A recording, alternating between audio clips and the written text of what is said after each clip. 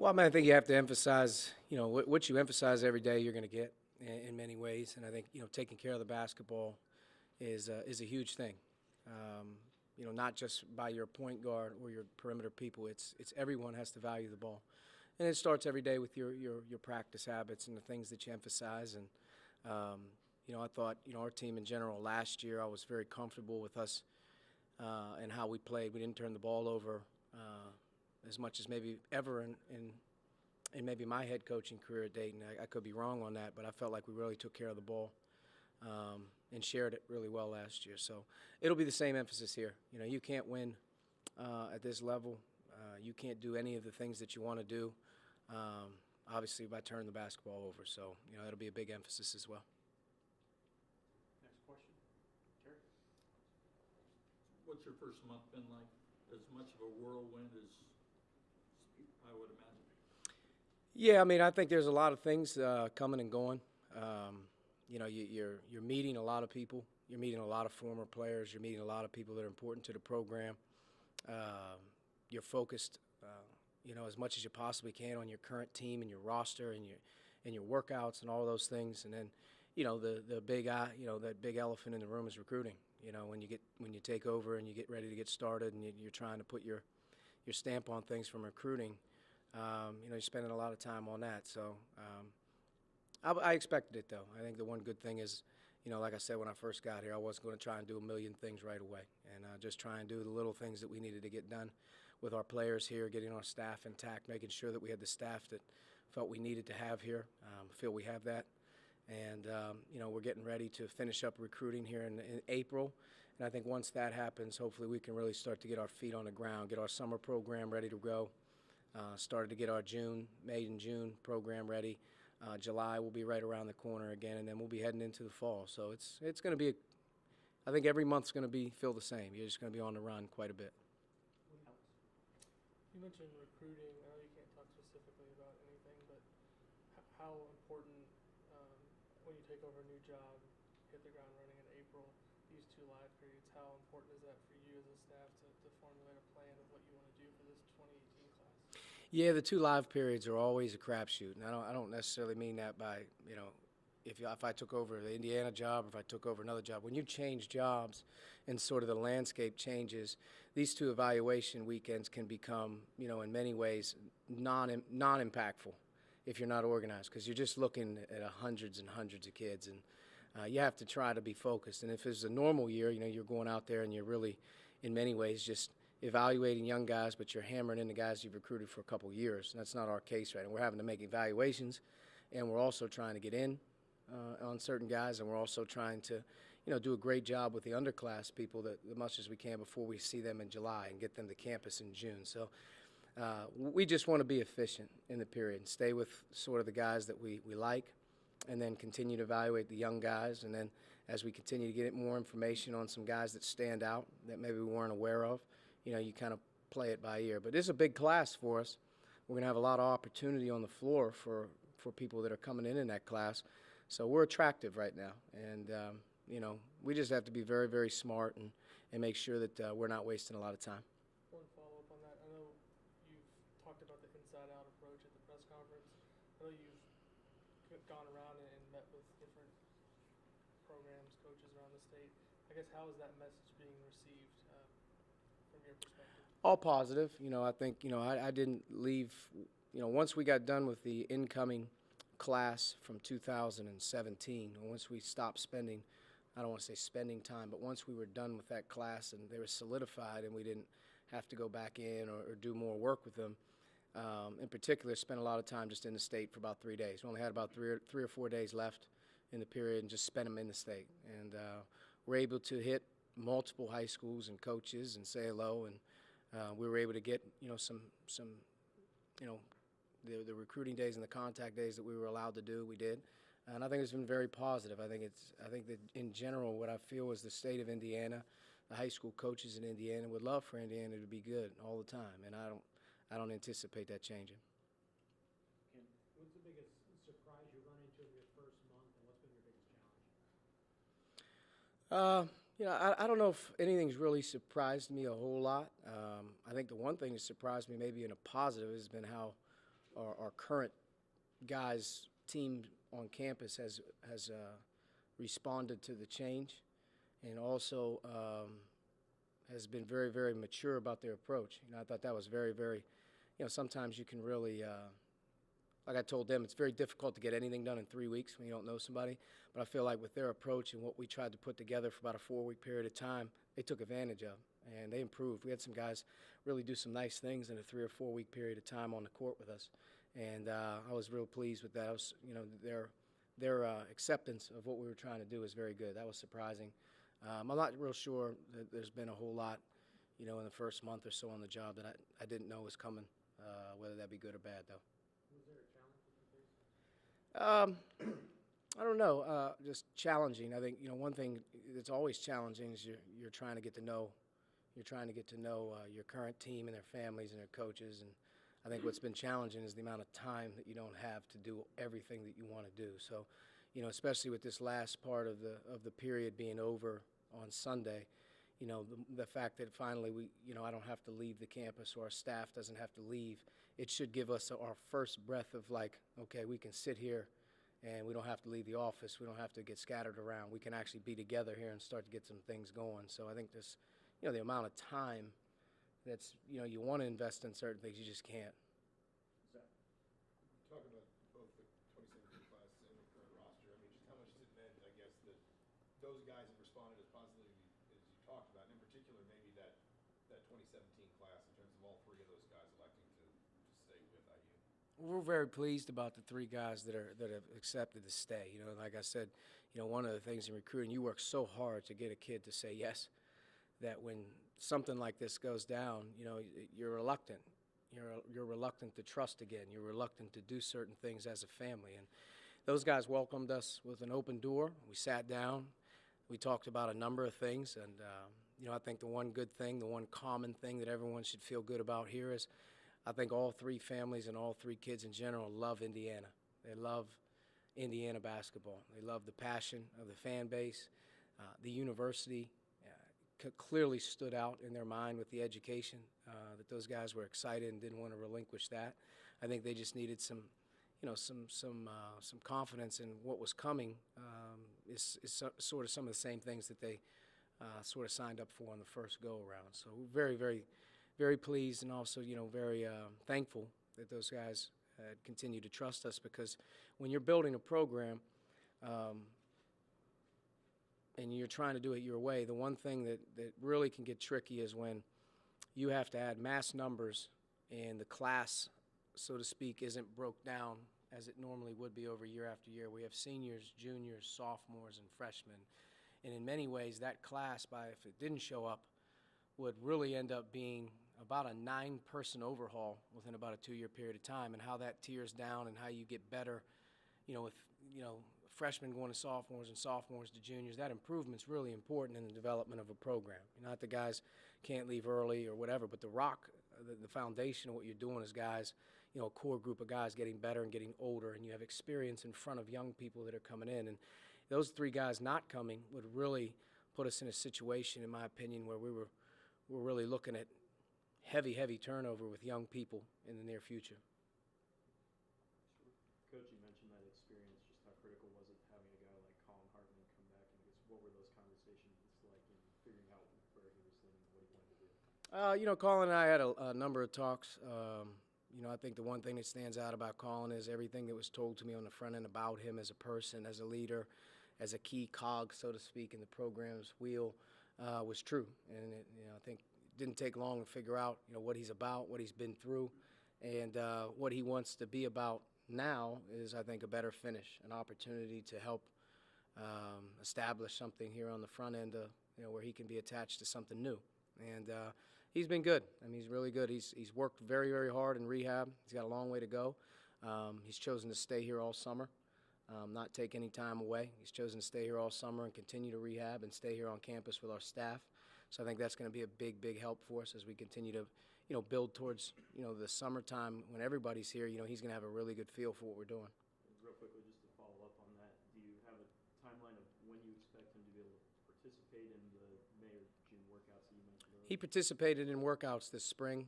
He didn't miss one, so he was available for every workout. He's sort of like on an every other day approach, not an everyday approach, and we limited all contact in the spring, so he was basically in a functional basketball workout setting, no competition. Win competition and all that stuff, I'm not in a rush. I don't think anyone's in a rush to put him in those situations. The goal will be for him in November to sort of hopefully feel as good as he can once we get ready to start the season. Okay, Merritt, Miller, then Rap Jones. Archie, do you have a sense at this point, a better sense of what Robert and James and Thomas are thinking about their future? Yeah, I think all four guys, now that the semester's getting ready to end, are all going to get ready to dive into the NBA process, which is all of them have received feedback from the advisory committee. They all understand where they're at. OG is obviously moving in a direction of going to be evaluated physically by the NBA, and then he'll go off into the draft. The other three guys are going to have to go through the process of getting feedback directly from teams, and then hopefully at some level find out whether they're invited to the combine. If you're invited to the combine, obviously I think that's a big step. It puts you in a position to feel like you're one of the 60 guys that potentially they invite, has a chance to maybe be drafted. If not, then you have to continue to evaluate what teams are telling you, in workouts, meetings, whatever they're going to get. So I think all four of them are confident. I know OG's on his way. I think Thomas has continued to really push towards finding answers out. And I know James and Rob, once they finish up the semester here, so to speak, with some finals, I think those guys are also going to get their opportunity as well. I think you said previously you weren't too interested in just diving into film from last year's team, really looking at that kind of stuff. Now that you've been able to see the guys just move around a little bit on the court, anyone sticking out that kind of impresses you? Kind of you look at them as like a blank slate that you can really work with. Yeah, I mean, I think all the guys did some good things. Getting my eyes on Duran this spring really put me in I guess, an aggressive mode with him in terms of what he has to do for next year. He's going to be a major league player for us next year. The opportunity is there. He should be one of the most improved players in all of college basketball if we can get done with what we want to get done. And it starts with his work ethic in these next, 12 weeks physically. He's got to change his body. He's got to change his motor. He's got to prevent injuries. He's got to do some things which he didn't have the opportunity to a year ago as he entered campus. So that's a big step for me, getting a chance to kind of see him and understand. I'd love to put him on a plan, and he's going to do that. I think he'll be here all summer, which is a big commitment for him. I was surprised I hadn't seen Devontae Green play a lot. Just in watching our workouts with him, he's sort of been in the mode of some of the guys that I've coached in the past. I mean, he's got some stuff to him. He's physical. He can really get the ball to the rim. We need guys like that. James Blackman's probably the best shooter I've ever been around. Just in terms of what we were able to accomplish with him with 3 weeks and watching him work out in our framework and watching him shoot and do some of the things that he did and looking at his numbers, probably best numbers I've seen in my time doing some of the stuff that we were doing. Rob also shot the ball particularly well this spring, and he's in tremendous shape. Great character level, Josh Newkirk, tremendous worker. All these guys have been in the gym extra, but I think Josh brought a real he communicated. He had a vibe about him when he showed up that the workouts were important. I think, that stuff all helped. I think Juwan Morgan has a chance to be a special player for us as well. Not that all these guys don't have their positives and whatnot, but just off the top of my head, as I look at roles, I look at some things they're going to be asked to do. I think Juwan could be another guy with an opportunity to really break out as a player with how we play, and watching his skill set and what he's doing with the ball in his hands and some things. I think he could really blossom with how we play. I think he can have a lot of decision-making with us. So just off the top of my head, I think that would be some things. Jeff? Just to kind of follow up that on that as far as the players, when you think about this group and your style and your philosophy, how do you envision this team looking this coming season? I don't know about that. Typically we've been really versatile at I'd say versatility at the 3, 4, and 5 for us, where guys can play different spots, guard different spots. I don't know if that's the case with this group. I know this, that I think if all the perimeter guys are back, and an incoming guy like Al, even Justin Smith, I think we'll have a very, very talented backcourt. I think we'll have a very experienced backcourt. I also think we can have some depth in the backcourt. Looking at our front court, like I said before, I think Juwan really fits how we play. Being able to space the floor is going to be something that's vital to what we're doing, and he's going to give us a guy, I think, that can really do that. And I think Duran, you know, is going to be a guy that's going to look a little bit different as well. But I don't know yet how we're going to have to play, because you really don't really know until you start getting out there and seeing what's effective. But I feel like we're going to have, with a little bit of luck, I think we're going to have a team that can play, you know, a couple different ways. I think that our guards should be really be in many ways much improved in terms of their decision making because of what we're going to ask them to do. And you know, I don't know depth-wise and all that, but I feel like this will be a blueprint to build off of. It won't be one that we're restricted. You know, I think we're going to play the way we want to play, and then the guys that are in the program as they get older, that really helps them.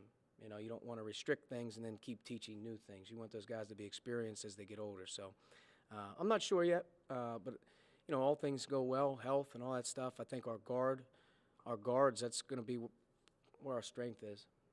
To follow up real quick, if I can, just on Duran, do you envision low post player, or you know, when you talk about he can really be, you know, have a big season as a low post guy, as an inside outside guy, or Duran has terrific hands and footwork, and I think the whole key to his game and his development starts with his body. He doesn't really even have to touch a ball here for about 4 or 5 weeks. We've got to get his body and his motor ready to go for heavy minutes. He can't play heavy minutes right now, and that'll hurt him. When he can play 25-plus minutes a game without fouling, you're going to see a guy that can do a lot of different things. Yes, post, operate off of the post with him, offensive rebound with a great motor. I think, you know, get fouled. He's a good free throw shooter. You know, get fouled. Defensively, be able to be a presence for us, be physical inside with his size, and also, you know, do some things in transition that he hasn't done before as well. So I think there's some things we're going to ask him to do where he's going to have to really grow up. But it starts up here, and it starts with his body. You know, he's got great hands and feet, and he's got great hands and feet. We just have to find a way to, when you guys see him in October and November, you say, wow, you know, what happened to him? If you're not saying that, then we didn't get it done. You know, that's just the way it's going to be. If we say that and you're like, wow, he looks like a new man, then he's going to have a chance to have a really good year. Okay, we're going to wrap up with Terry and then Zach. On the challenges, I know you haven't been an oversigning guy in the past, and you've inherited that situation, but that whole being able to get the scholarship numbers, right? I mean, is that a big challenge? It's not a big challenge yet. You know, we still have 4 guys right now that one's gone in OG, and we have 3 more guys that right now could walk in tomorrow and say, I'm not coming back. So when that happens, then you're kind of looking around and you're saying, I want one under. So we have a lot of things coming and moving, but I don't anticipate it being very challenging or it being a big problem. I think it's going to work itself out. And, you know, communicating is big right now at this time of the year anyway, especially heading into the off season. And, you know, met with the guys a ton on the front end, going to meet with them a ton on the back end as well as they get ready to depart for a summer break. So I think those things will sort themselves out as they normally do. We had a couple instances at Dayton where we were over, and at the end of the day, we ended up being under 2 or 3 when it all said and done. So you never can tell, but we'll sort it out. We inherited it, and we'll fix it. Kind of a procedural thing, but when we talked to you last month, you talked about non-conference scheduling as how its importance for seeding in NCAA tournament positioning. I know there's no sort of perfect formula, but in your mind, what's the ideal chemistry in terms of building a non-conference schedule between obviously the really big games, the sort of headline games, and just maybe filling in with the right kinds of opponents that you play here at home to keep? I think that's probably the right way of putting it, the right kind of opponents that all serve a great purpose for the development of the team. Number one, you have to put yourself on a marquee stage as much as you can. When it starts to talk about the opportunity to play in Assembly Hall, everybody that we bring in here has got to have great purpose, whether that's a national opponent or whether that's a game that we're preparing to play a specific style of a team coming from a different league that we'll see later down the road, or just in terms of, you know, you're building your non-conference resume around numbers at times. You know, sometimes you're looking at those numbers and you're saying this number can't go here. We want to play this number right here, and looking for those perfect fits. But it's got to be done with great intelligence. It's got to be done with great with great pride in the development of your team. It also has to have your fans excited about what you're doing. This year we'll take on a certain level, what we can pull off.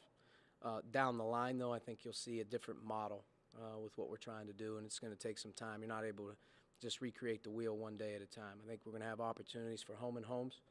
I think we're going to have opportunities to, play in, whether it be events like Maui or Bahamas one day. I think there's going to be a lot of those things that are on the docket moving forward, and it's going to take us a little bit of time to get this year's situation kind of as good as we can get it, and then after that we'll really start to build, year after year in terms of having things set and done in stone from years to come when we're not really worried about it and everybody knows what's on the horizon.